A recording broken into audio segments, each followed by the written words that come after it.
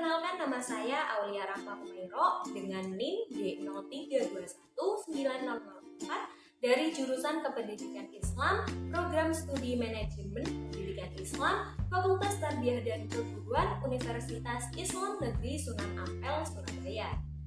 Dalam memenuhi tugas ujian akhir semester pada mata kuliah Studi Aplikasi Administrasi Perkantoran yang diampu oleh Bapak Muhammad Soleh SPDI MPD, pada kesempatan kali ini saya akan mengajak teman-teman untuk membahas mengenai pengenalan Office Automation. Pada awalnya, berkembangnya Office Automation ini adalah dengan menggabungkan berbagai peralatan IT yang berupa software dan hardware dengan perorangan, kelompok maupun unit, sehingga terbentuklah sebuah sistem yang saling terhubung. Dengan adanya sistem ini, setiap orang dapat melakukan komunikasi maupun bertukar informasi secara otomatis melalui peralatan tersebut. Dengan adanya sistem ini juga, semua pekerjaan yang pada umumnya masih menggunakan kertas dapat dikurangi penggunaannya. Hal ini bertujuan untuk meningkatkan kecepatan, ketepatan, keamanan dalam pekerjaan serta meningkatkan produktivitas kerja. Perlu diketahui teman-teman, ada 3 komponen yang dapat mendukung kinerja melalui sistem Office Automation ini. Yang pertama yaitu software. Software merupakan perangkat lunak yang menjadi penghubung antara brainware dan hardware. Yang kedua yaitu hardware, yaitu perangkat keras yang dapat menginput, memproses, dan memberi output terhadap user atau brainware. Yang ketiga yaitu brainware. Brainware merupakan personal maupun kelompok yang menggunakan perangkat software maupun hardware. Sejarah modern otomatisasi kantor ini dimulai dengan mesin ketik dan mesin fotokopi yang mekanisasinya tugas manual sebelumnya. Saat ini, bagaimanapun, otomatisasi kantor semakin dipahami sebagai istilah yang tidak hanya mengacu pada mekanisasi tugas, tetapi juga konversi informasi ke bentuk elektronik. Nah, munculnya komputer pribadi merevolusi otomatisasi kantor, dan hari ini sistem operasi populer dan antarmuka pengguna mendominasi sebagai sistem komputer kantor.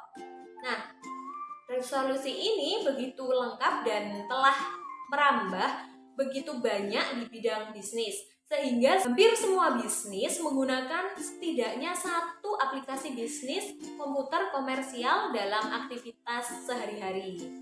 Bahkan perusahaan terkecil pun biasanya menggunakan teknologi komputer untuk memelihara catatan keuangan, informasi persediaan, catatan penggajian, dan informasi bisnis terkait lainnya. Dasar-dasar Office Automation secara umum ada 3. Yang pertama, penyimpanan informasi atau information storage.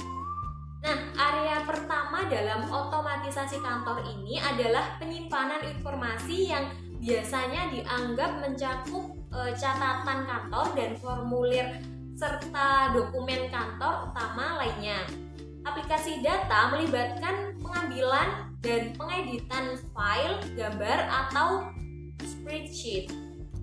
Yang kedua yaitu pertukaran data exchange.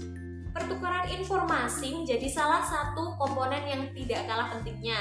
Biasanya dikenal dengan istilah transfer elektronik. Nah, transfer elektronik ini merupakan area aplikasi umum yang menyoroti pertukaran informasi di antara banyak pengguna. Yang ketiga yaitu manajemen data atau data management. Sistem otomatisasi kantor juga sering digunakan untuk melacak data dalam jangka pendek dan juga jangka panjang pada bidang rencana keuangan, rencana alokasi tenaga kerja, pengeluaran, pemasaran, pembelian inventaris, dan aspek bisnis lainnya.